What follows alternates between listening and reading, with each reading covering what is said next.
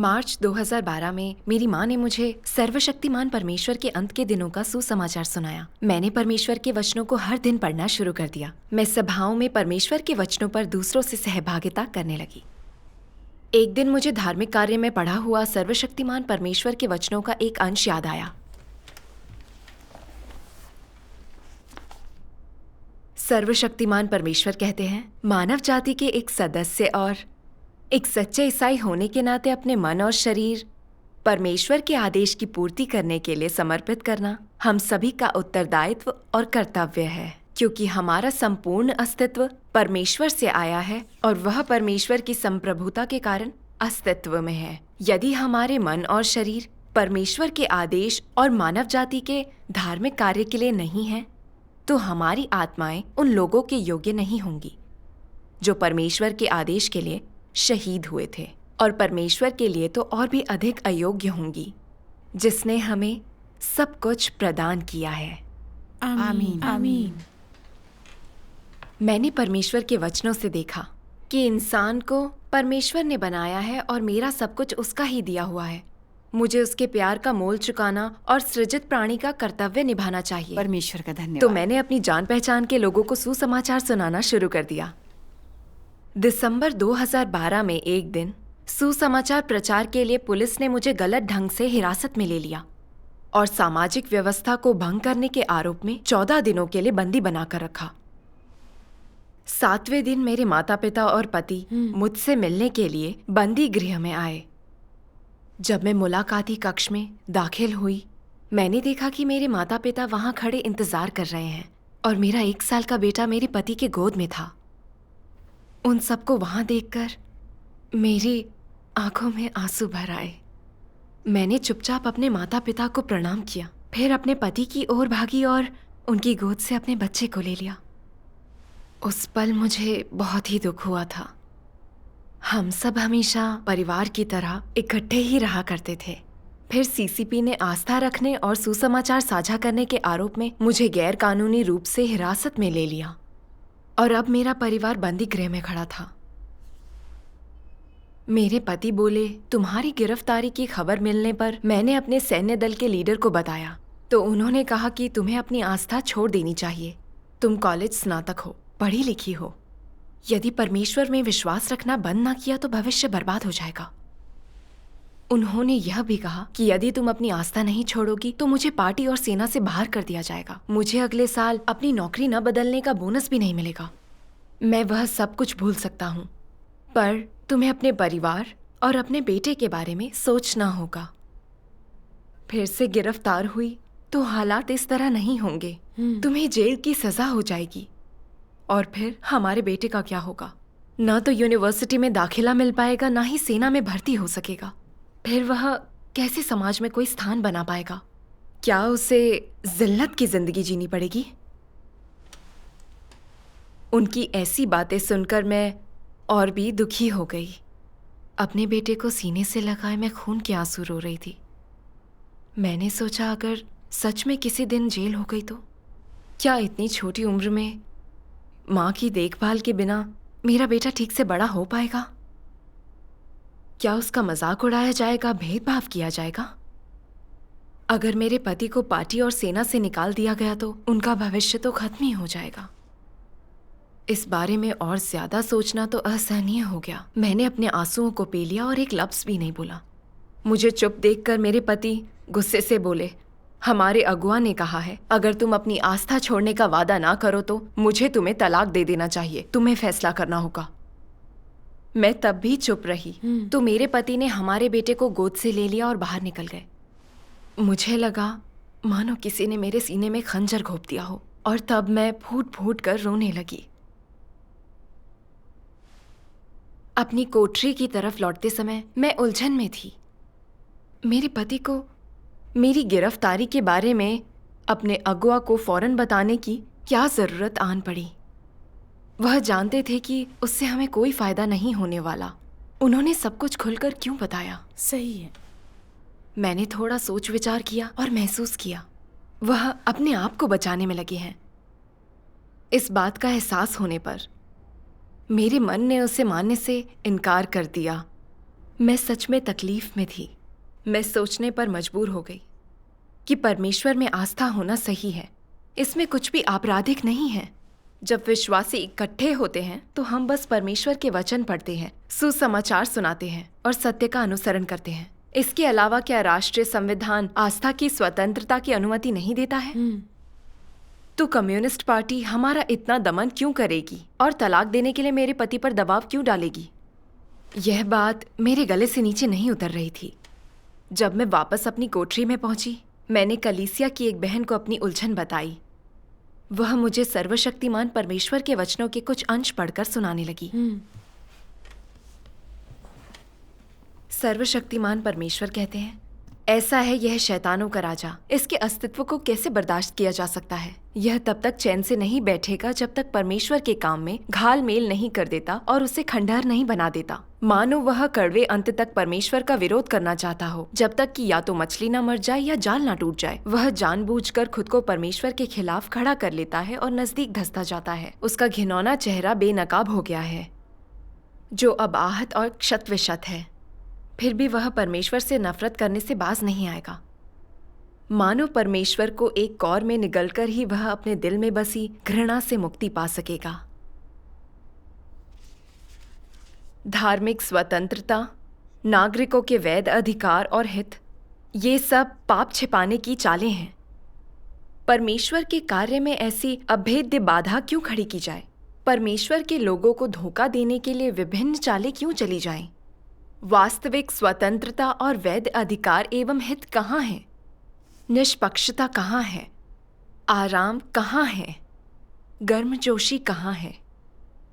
परमेश्वर के लोगों को छलने के लिए चालों का इस्तेमाल क्यों करना?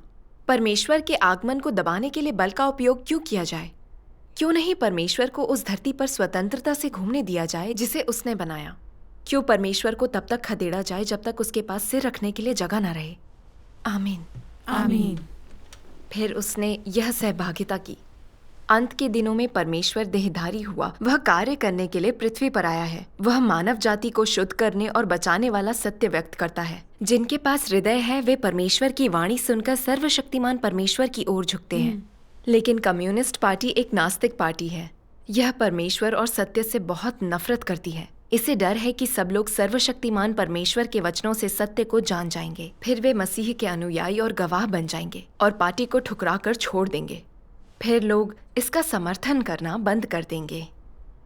फिर चीनी लोगों को हमेशा के लिए काबू में रखने की इसकी ख्याली महत्वाकांक्षा खत्म हो जाएगी। सही है। इसीलिए यह सर्वशक्तिमान परमेश्वर पर लांछन लगाकर बदनाम करने के लिए हर तरह की अफवाहें और झूठ गढ़ने में जी जान से लगी रहती हैं और पूरी शक्ति से मसीह का पीछा करती और ईसाइयों को सताती है। हाँ। अपनी नास्तिक तानाशाही को बचाने के लिए पृथ्वी पर से परमेश्वर के कार्य का नामो निशान मिटा देना चाहती है।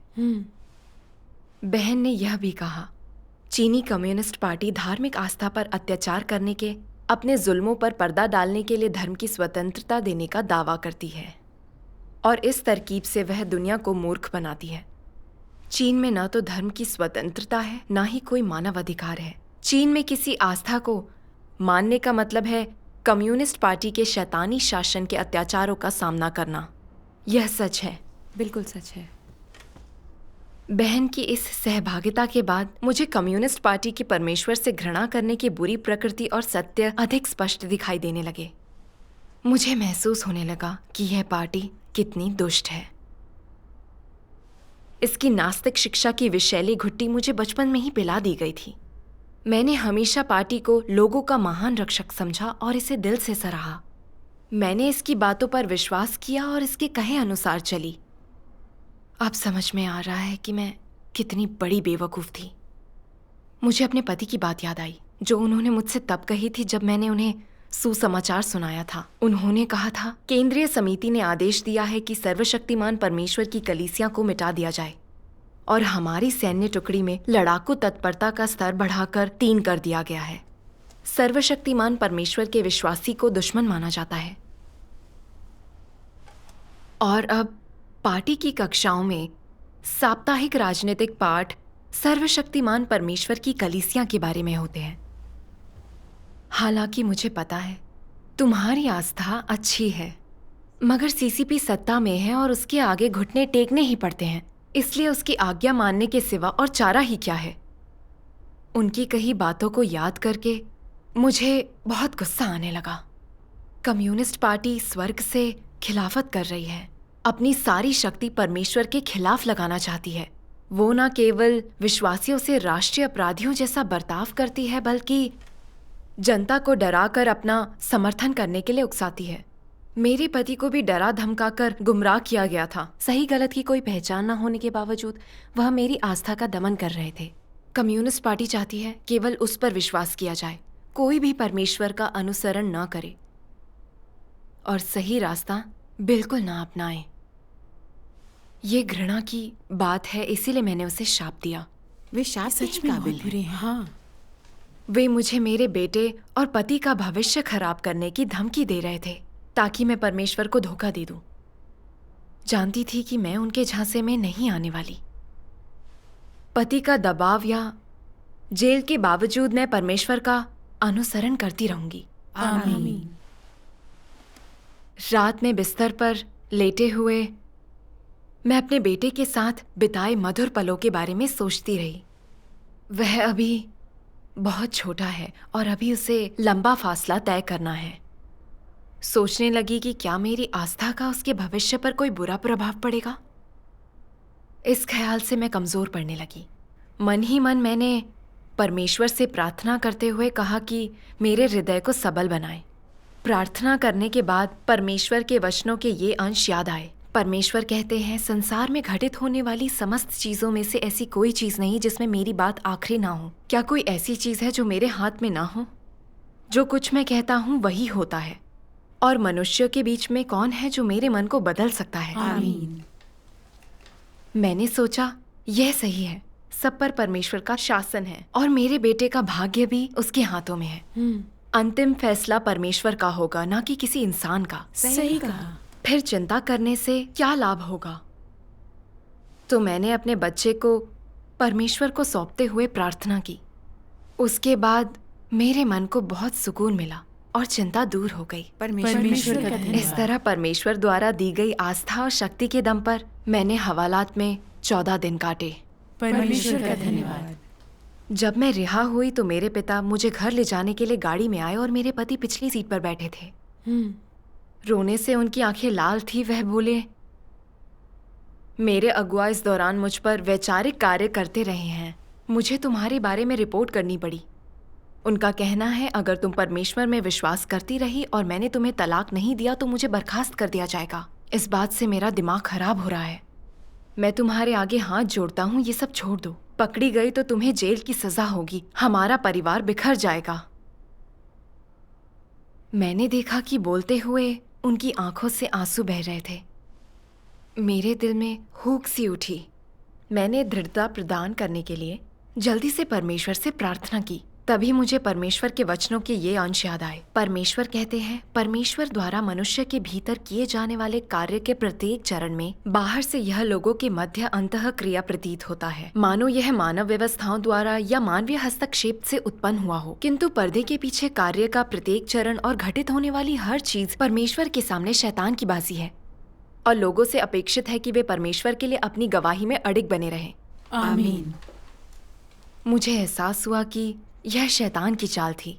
शैतान मेरे पति का इस्तेमाल करके मुझसे परमेश्वर को धोखा दिलवाना चाहता था। मैं इस झांसे में नहीं आ सकती थी। मैंने अपने पति से कहा, मैं परिवार को तोड़ना नहीं चाहती। आपने देखा होगा कि विश्वासी बनने के बाद मुझ में कितना परिवर्तन आया है। हमारे झगड़े कम होते हैं और परिवार में आपसी प्रेम बढ़ रहा है। आपने सर्वशक्तिमान परमेश्वर के वचन और भाई बहनों की गवाहियां सुनी हैं। आप जानते हैं कि आस्था का होना अच्छी बात है। सीसीपी मुझ पर दोष लगाकर मुझे गिरफ्तार करना चाहती है, आपको बर्खास्त करके सेना से निकालना चाहती है और तलाक दिलवाना चाहती है। तो हकीकत में इस परिवार को तोड़ने की कोशिश कौन कर रहा है? सीसीपी से नफरत करने के बजाय आप मेरी आस्था को दबाने में उसका साथ दे रहे हैं। आप सही गलत की पहचान भूल चुके हैं। आप जानते हैं कम्युनिस्ट पार्टी किस तरह की पार्टी है? यह परमेश्वर और सत्य से घृणा करती है, परमेश्वर की कट्टर शत्रु है। इसने इतने ईसाइयों को गिरफ्तार करके सताया है, इतने बुरे कर्म किए हैं। क्या परमेश्वर इसे दंड नहीं देगा? सही है। परमेश्वर ने बहुत पहले कहा था, जहाँ कहीं भी देह धारण प्रकट होता है उस जगह से दुश्मन पूर्णतया विनष्ट किया जाता है। सबसे पहले चीन का सर्वनाश होगा। परमेश्वर इसे बर्बाद करेगा। परमेश्वर वहाँ कोई दया बिल्कुल नहीं दिखाएगा। आमीन। परमेश्वर ने कहा था। हाँ। आपदाएं लगातार बढ़ रही हैं।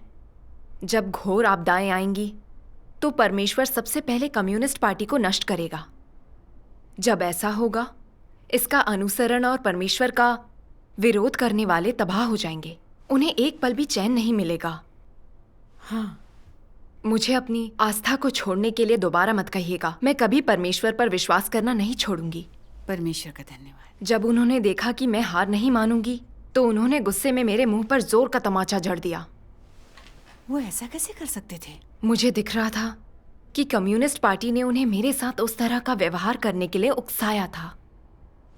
यह मेरे लिए बहुत दर्दनाक था। पार्टी के प्रति मेरी नफरत और भी बढ़ गई। मैंने सोचा, तुम जितना मुझे दबाओगे मेरी आस्था उतनी ही दृढ़ होगी। उधर घर पर मेरे पति ने नाक में दम कर रखा था। करना ही है तो घर पर ही अपनी आस्था का अभ्यास करो। मैं तुम्हारे बारे में अगुआ को रिपोर्ट नहीं करूंगा, ठीक है? मैंने सोचा, मैंने परमेश्वर के अनुग्रह, आशीष और सत्य के अवलंब का इतना आनंद लिया है। अगर मैं कर्तव्य ना निभाऊं तो ये कैसी आस्था? इसके अलावा परमेश्वर के वचनों पर सहभागिता किए बगैर घर पर ही बैठे रहने से मेरे जीवन का विकास बहुत धीमा होगा। जानती थी कि मैं अपने पति की बात नहीं मान सकती। तब मेरे पति ने चाशनी में घुली बातें करनी शुरू कर दी। मैंने तुम्हारा अच्छे से ध्यान नहीं रखा। मैंने तुम्हारे साथ सही बर्ताव नहीं किया। मैं कुछ दिनों की छुट्टी ले लेता हूँ। तुम्हारे और बेटे के साथ घर पर वक्त बिताऊंगा। जहाँ कहोगी वहीं तुम्हारे साथ चलूंगा। जो कहोगी वही खरीद कर दूंगा। बस तुम्हें खुश देखना चाहता हूँ। उनकी चिकनी चुपड़ी बातें सुनकर मैं थोड़ा सा डगमगा गई, पर जल्दी ही एहसास हो गया कि यह शैतान की एक और चाल है। मैंने मन ही मन में प्रार्थना की कि चाहे जो हो जाए, मैं अपनी आस्था से नहीं डिगूंगी और अपने कर्तव्य का निर्वहन करूंगी। परमेश्वर का बहुत खूब। धन्यवाद। आमीन। उसके बाद मेरे पति ने दुम छल्ले की तरह हर जगह मेरे साथ जाना शुरू कर दिया। मुझे डर था अगर उन्होंने मेरी रिपोर्ट कर दी तो बाकी लोग खतरे में पड़ जाएंगे। इसलिए मैंने भाई बहनों से मिलने की हिम्मत नहीं की। मैं गिरफ्तारी से पहले वाले जीवन को तरस रही थी। उन पलों को याद करती जब सभाओं में जाया करती थी, भाई बहनों के साथ संगति करती थी, अपना कर्तव्य निभाया करती थी। और अब मैं सभाओं में नहीं जा सकती थी। पग पग पर पहरे लगे रहते थे। अपनी आस्था को अभ्यास में नहीं ला सकती थी। सरकार के खौफ से त्रस्त मेरे पति मुझसे मेरी आस्था छुड़वाने पर आमादा थे, वरना उन्हें मुझे तलाक देना होगा। मेरे सामने जो विकल्प था उसके ख्याल से ही मुझे तकलीफ होती थी। सच तो ये है कि मुझे आशा थी कि मेरे पति मेरी आस्था में मेरे साथ जुड़ जाएंगे और हमें अलग नहीं होना पड़ेगा। उस दौरान दिन भी बरस के समान लगता था। आंखों में आंसू लिए मैंने परमेश्वर के आगे प्रार्थना की, हे परमेश्वर, इस फैसले को लेकर मैं बहुत कमज़ोर महसूस कर रही हूँ। मुझे नहीं पता क्या करना चाहिए। मेरा मार्गदर्शन करो। फिर मैंने परमेश्वर के वचनों में यह पढ़ा, विश्वासी और अविश्वासी सुसंगत नहीं हैं, बल्कि वे एक दूसरे के विरोधी हैं।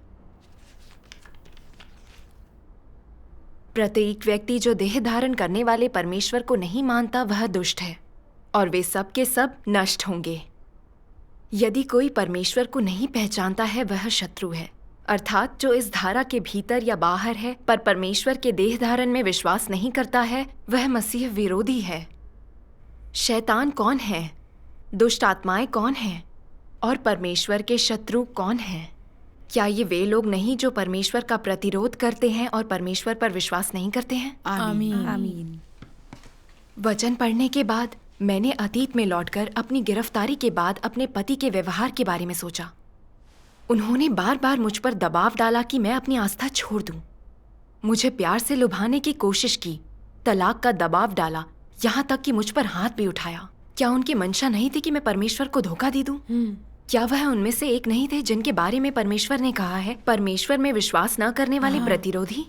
मेरी गिरफ्तारी की खबर मिलने पर सबसे पहले उन्होंने अपने सैन्य दल के अगुआ को बताया। मेरी परवाह न करते हुए क्या उन्होंने वैसा अपने आप को बचाने के लिए नहीं किया था? हाँ। उनके लिए उनका भविष्य मुझसे भी ज्यादा मायने रखता था। उनकी मीठी मीठी बातें पूरी तरह से ढोंग थी। उन्होंने सीसीपी को चुना और मैंने परमेश्वर को चुना। हमारे रास्ते बिल्कुल अलग थे। हमें एक साथ असली खुशी कभी नहीं मिली। सही है।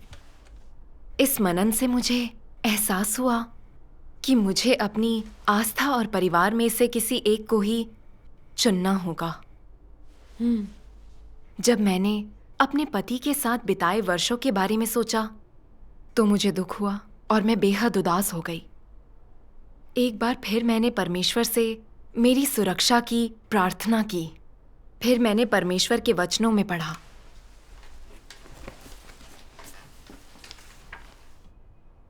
तुझे सत्य के लिए कठिनाई उठानी होगी, तुझे स्वयं को सत्य के लिए देना होगा, तुझे सत्य के लिए अपमान सहना होगा और अधिक सत्य प्राप्त करने के लिए तुझे अधिक कष्ट से होकर गुजरना होगा।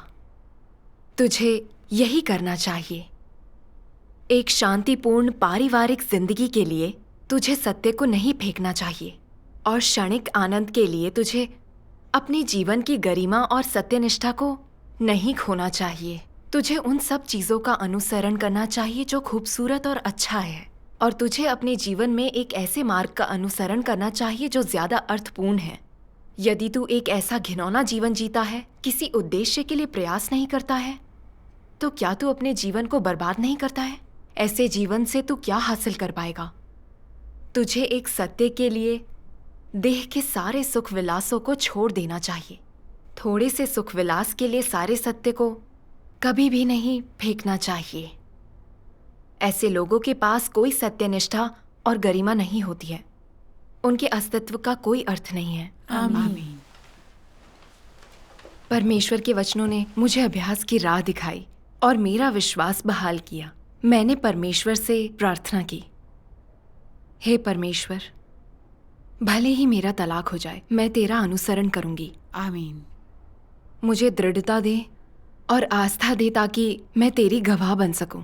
आमीन। परमेश्वर का परमेश्वर का धन्यवाद। धन्यवाद। एक दिन मैं अपने पति को चकमा देकर कुछ भाई बहनों से मिलने गई। जब घर वापस पहुंची तो देखा मेरे पति परिवार के कुछ सदस्यों के साथ खड़े थे। उनकी आंखें लाल थी और वो बहुत दुखी लग रहे थे। हमारे कुछ रिश्तेदार उदास और निराश दिखाई दे रहे थे। बाकी बहुत गुस्से में लग रहे थे। मुझे लगा कि शैतान फिर से अपना जाल बिछा रहा है। इस बार उसने मेरे परिवार को मोहरा बनाया है। मैंने जल्दी से परमेश्वर से प्रार्थना की। मैंने उसके वचनों में से इसका स्मरण किया, परमेश्वर द्वारा उल्लिखित विजेता तब भी परमेश्वर की गवाही दे पाते हैं, उसके प्रति अपना विश्वास और भक्ति बनाए रख पाते हैं, जब वे शैतान के प्रभाव और उसकी घेरेबंदी में होते हैं, अर्थात जब वे स्वयं को अंधकार की शक्तियों के बीच पाते हैं। यदि तुम चाहे कुछ भी हो जाए फिर भी परमेश्वर के समक्ष पवित्र दिल और उसके लिए अपना वास्तविक प्यार बनाए रखने में सक्षम रहते हो, तो तुम परमेश्वर के सामने गवाह बन जाते हो और इसी को परमेश्वर विजेता होने के रूप में संदर्भित करता है। आमीन। आमीन। परमेश्वर के वचनों से मुझे आस्था और शक्ति मिली और फिर मैंने अपने हृदय में संकल्प लिया, मेरे परिवार के लोग चाहे जो करें, मैं परमेश्वर को कभी धोखा नहीं दूंगी। मैं उसकी गवाह बनूंगी। आमीन। आमीन। गुस्से से तमतमाए चेहरे के साथ मेरी चाची ने मुझसे पूछा, बताओ क्या तुम सभा में गई थी? तुम्हें इस परिवार से कोई लगाव है या नहीं? फिर मेरे चाचा चिल्लाते हुए बोले, परमेश्वर? कोई परमेश्वर नहीं है। चीन एक नास्तिक देश है और यहाँ कम्युनिस्ट पार्टी का राज है। विश्वास करना ही है तो पार्टी में विश्वास करो। फिर वो अपने फोन पर कम्युनिस्ट पार्टी के कुछ झूठ निकाल कर बोले, देखो ये है वो सर्वशक्तिमान परमेश्वर जिस पर तुम विश्वास करती हो। ये एक राष्ट्रीय अपराधी है। विश्वासी अपने साथ पूरे परिवार को ले डूबते हैं। अपने नहीं तो कम से कम अपने बच्चे के बारे में तो सोचो। फिर दूसरी चाची दहाड़ते हुए बोली, तुम दोनों की शादी हुए ज्यादा अरसा नहीं हुआ, तुमने बहुत कठिनाइयां झेली हैं। ऐसी किसी चीज के कारण अपने परिवार को बिखरने नहीं दे सकती। परमेश्वर पर विश्वास ना किया होता तो क्या आज परिवार की ये दुर्दशा होती? परिवार के सब लोग उनकी हाँ में हाँ मिलाने लगे। उन लोगों की इन बातों को सुनकर मुझे बहुत गुस्सा आ रहा था। तब मैंने सख्ती से जायज़ बात कही। बताइए, कौन इस परिवार को तोड़ना चाहता है? क्या सही रास्ते को अपनाना गलत है? कम्युनिस्ट पार्टी विश्वासियों पर दोष लगाती है और मुझे जेल में डालना चाहती है। आपको धमकाया और मेरे पति पर मुझे तलाक देने के लिए दबाव डाला। ये सब कुछ कम्युनिस्ट पार्टी ने ही किया है। सही है। कम्युनिस्ट पार्टी से नफरत करने के बजाय आप लोग परमेश्वर को धोखा देने के लिए मुझे मजबूर कर रहे हैं। क्या इसमें मेरी और मेरे परिवार की भलाई है? नहीं। मेरी बात सुनकर मेरे एक ताऊ बोले, ये सच है कि पार्टी पर भरोसा नहीं किया जा सकता, लेकिन ये अभी सत्ता में है। तुम परमेश्वर पर विश्वास करती रही तो ये तुम पर कोई दया नहीं करेगी, तुम्हें जेल भेज देगी। हम बहुत साधारण लोग हैं, पार्टी के खिलाफ कैसे खड़े हो सकते हैं? मेरी सलाह मानो, अपना विश्वास त्याग दो। अपने परिवार को एकजुट रखना ज्यादा महत्वपूर्ण है। मैंने उनसे कहा, अब आपदाएं बढ़ती जा रही हैं। जब घोर आपदाएं आएंगी तो परमेश्वर का विरोध करने वाले को दंड मिलेगा। परमेश्वर के समक्ष पश्चाताप करने वाले को ही उसकी सुरक्षा मिलेगी। केवल सच्चे विश्वासियों का ही अच्छा भविष्य और भाग्य होगा। आस्था के बगैर उनका कैसा भविष्य? बिल्कुल सही। आप सब मेरे प्रियजन हैं। आशा करती हूँ कि परमेश्वर आपको बचाए और आप आपदाओं की बलि ना चढ़ें। हाँ। इसलिए मैं आपसे सुसमाचार साझा करती रही हूँ, ये जानते हुए भी कि ये सही मार्ग है। आप लोग गिरफ्तारी के डर से विश्वास करने की हिम्मत नहीं कर रहे हैं। अब आप मुझ पर परमेश्वर को धोखा देने के लिए दबाव डाल रहे हैं। क्या आपको डर नहीं लगता कि आपदा आने पर कम्युनिस्ट पार्टी के साथ आप लोगों को भी जरूर दंड मिलेगा? मेरी यह बात सुनकर पहले चाचा जी का मुंह गुस्से से तमतमाने लगा और क्रोधावेश में मुझे धमकाने लगे। तुमने आस्था न छोड़ी तो खाल उधेड़ दूंगा, पुलिस के हवाले कर दूंगा, जेल में सड़ोगी। सगे चाचा ने ऐसा कहा? ऐसा कहकर उन्होंने फोन निकाला और नंबर मिलाना शुरू कर दिया। मेरी चाची ने भागकर उनके हाथ से फोन छीन लिया। अपने चाचा की इस हरकत को देखकर मुझे बहुत निराशा हुई। समझ नहीं आता कि ये कैसा परिवार है। ये तो राक्षस का काम है। बिल्कुल है। मैंने उनसे कहा, आप मेरे बुजुर्ग हैं, मैं आपका आदर करती हूँ, लेकिन जहां तक आस्था का मार्ग चुनने की बात है तो मैं कभी किसी की नहीं सुनूंगी। मैं हरगिज अपनी आस्था का त्याग नहीं करूंगी, ना ही परमेश्वर को धोखा देकर सीसीपी का अनुसरण करूंगी। बहुत बढ़िया। मेरे पति ने मुझे इतनी जोर का थप्पड़ मारा कि मैं औंधे मुंह फर्श पर गिर गई। मेरा चश्मा कमरे के कोने में दूर जा गिरा। हालात बहुत खराब थे। मेरे पति मेरी ओर इशारा करके जोरों से चिल्लाए, तुम्हें परमेश्वर चाहिए या परिवार चाहिए? विश्वास करती रही तो मैं तुम्हें तलाक दे दूंगा। मैंने देखा कि अपने भविष्य की सुरक्षा की खातिर मेरे पति मुझे तलाक देने को तैयार थे। मुझे बहुत ठेस पहुंची और मुझे कम्युनिस्ट पार्टी से नफरत हो गई। मैंने मन ही मन परमेश्वर से प्रार्थना की, मैं परमेश्वर को संतुष्ट करूंगी, चाहे जीवन साथी को खोना पड़े। आमीन। कुछ महीनों बाद आखिरकार तलाक का वो दिन आ ही गया। मेरे पति ने मुझे फोन करके कहा, कल तलाक की कार्रवाई पूरी करवाने के लिए सैन्य दल के अगुआ हमारे साथ सिविल अफेयर्स ब्यूरो जाएंगे। उनकी बात सुनकर मेरे मन में ख्याल आया, चीन की इस कम्युनिस्ट पार्टी ने तो एक हंसते खेलते परिवार को अलग ही कर दिया। चीनी कम्युनिस्ट पार्टी इतनी बुरी, इतनी घृणित है। बिल्कुल है। अगले दिन सैन्य दल के अगुआ की कड़ी निगरानी में हमारा तलाक हो गया। मैं और मेरे पति अपनी अलग अलग राहों पर चल पड़े। मैं परमेश्वर का अनुसरण करती रही और सुसमाचार साझा करती रही। ये मेरा फैसला है जिस पर मुझे पछतावा नहीं है। आमीन। परमेश्वर का परमेश्वर का धन्यवाद। परमेश्वर जो चाहता ये है वो वास्तव में परमेश्वर सही का कहा। मार्गदर्शन था। हम इंसान अपने आप इससे जी नहीं सकते।